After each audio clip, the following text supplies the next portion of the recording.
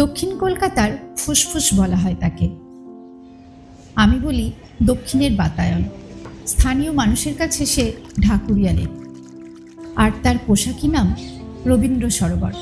তার নামে কি বা আসে যায়, সে তো নিজের মতো করেই রয়েছে বছরের পর বছর ধরে। আমি মুনমুন ফ্যাশনের মুনমুন চলে এসেছি আরও একটা নতুন ভিডিও নিয়ে। আজকে আমরা ঘুরে দেখব ঢাকুরিয়া লেকের কিছু অংশ। কদিন আগে একটা রবিবারে আমরা দুজন হঠাৎই ঠিক করি রবীন্দ্র সরোবর লেক যাব। তো যেমন ভাবা তেমন কাজ, সোজা অটো করে চলে গেলাম গোল পার্ক। আর সেখান থেকে রামকৃষ্ণ মিশন ইনস্টিটিউট অফ কালচারকে বাঁয়ে রেখে খানিক হেঁটে টুক করে ঢুকে পড়লাম লেকের গেট পেরিয়ে। পাতা ঝরা হেমন্তের বিকেলে নরম রোদের চাদর গায়ে দিয়ে হাঁটতে বেশ লাগছিল। হাঁটতে হাঁটতে পৌঁছে গেলাম একদম লেকের পাশে।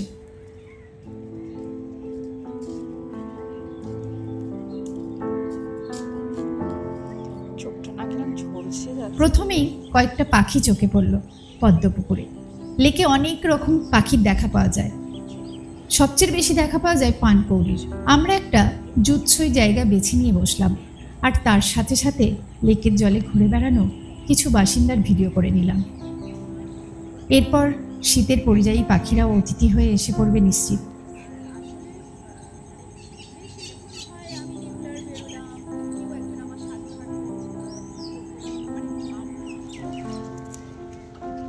একটার পর একটা বাইক চলেছে জলের বুক চিরে। সোনালি আলোয় দারুণ লাগছিল সেই ভেসে যাওয়া দেখতে।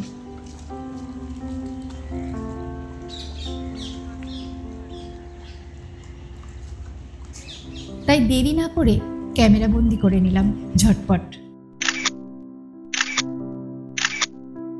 আমাদের মতো আরো অনেকেই এই বিকেলে এসেছেন দুদণ্ড লেকের বেঞ্চে বসে জিরিয়ে নিতে, বা একটু বিকেলে ভ্রমণ সেরে নিতে। ফ্রেশ অক্সিজেন নেওয়ার এই সুযোগ কেউ কি ছাড়ে? সূর্য ডোবার আগে আকাশের রং বদলের খেলা দেখতে দেখতে সরোবরের ইতিহাসের কথা ভাবছিলাম। রবীন্দ্র সরোবর আসলে একটা কৃত্রিম হ্রদ এবং পার্ক।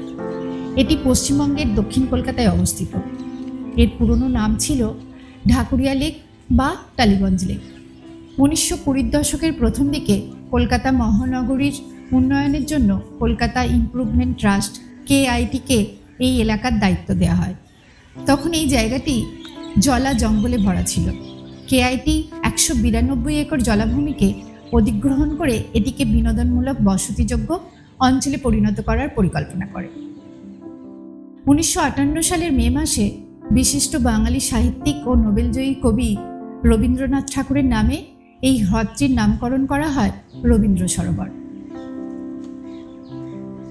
পরবর্তীকালে এই লেককে কেন্দ্র করে গড়ে ওঠে শিশু উদ্যান, বাগান এবং প্রেক্ষাগৃহের মতো বিনোদন কেন্দ্র। এখানেই নজরুল মঞ্চ প্রতিষ্ঠিত।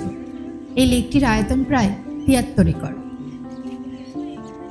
2012 সালের একটি হিসাব অনুযায়ী এখানে প্রায় 80টি প্রজাতির গাছ আছে, যার মধ্যে কিছু কিছু গাছ শতবর্ষ পুরনো। 2000 সালে এটি জাতীয় হ্রদ সংরক্ষণ প্রকল্পের আওতায় আসে। আগেই বলেছি শীতকালে এখানে পরিযায়ী পাখি আসে, যদিও বর্তমানে দূষণের কারণে তাদের সংখ্যা অনেকটা কমেছে।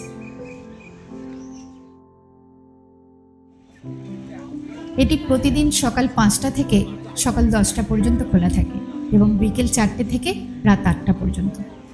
এখানে আসতে কোনো প্রবেশ মূল্য লাগে না। এদিকে বিকেল ক্রমশ এগিয়ে চলেছে সন্ধে হওয়ার দিকে। আমি জলের পাশে বসে পা ঝুলিয়ে দিলাম লেকের জলে। উফ, কি দারুণ যে লাগছিল, যেন মনে হলো ফের আমার শৈশবে ফিরে গেলাম। লেকের ওপারে লাল সূর্যের টুক করে ডুবে যাওয়াটা জানান দিল সন্ধে নামল। আর তাই মুনমুন ফ্যাশনের ভবঘুরের বিকেল যাপনের পালা আজকের মতো শেষের পথে।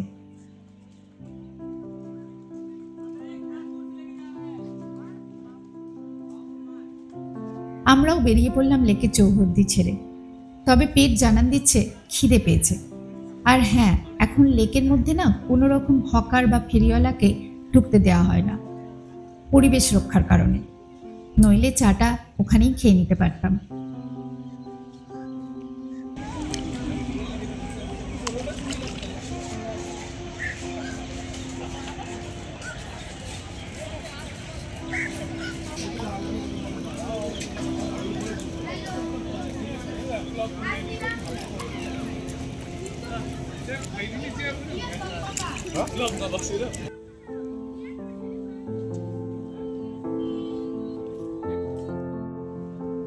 বেরিয়েই ঘটি গরম, ফুচকা, চা, ভুট্টা পোড়ানো হাতের নাগালে আরও যা যা মুখরোচক খাবার পাওয়া গেল, আমরা সেখানেই দাঁড়িয়ে পড়লাম সাতকোরকের আবদার মেটাতে। ফুরফুরে মন নিয়ে ফিরে চললাম বাড়ির পথে। আজকের ভিডিওটি কেমন লাগলো তা অবশ্যই কমেন্ট করে জানাবেন। ভালো লাগলে প্রিয়জনদের সাথে শেয়ার করবেন, আর নতুন বন্ধু হলে আমার চ্যানেলটি সাবস্ক্রাইব করে পাশে থাকা বেল আইকনটা প্রেস করে দেবেন। আবার দেখা হবে পরের ভিডিওতে। ততদিনে সবাই ভালো থাকবেন, সুস্থ থাকবেন আর নিজেদের খেয়াল রাখবেন।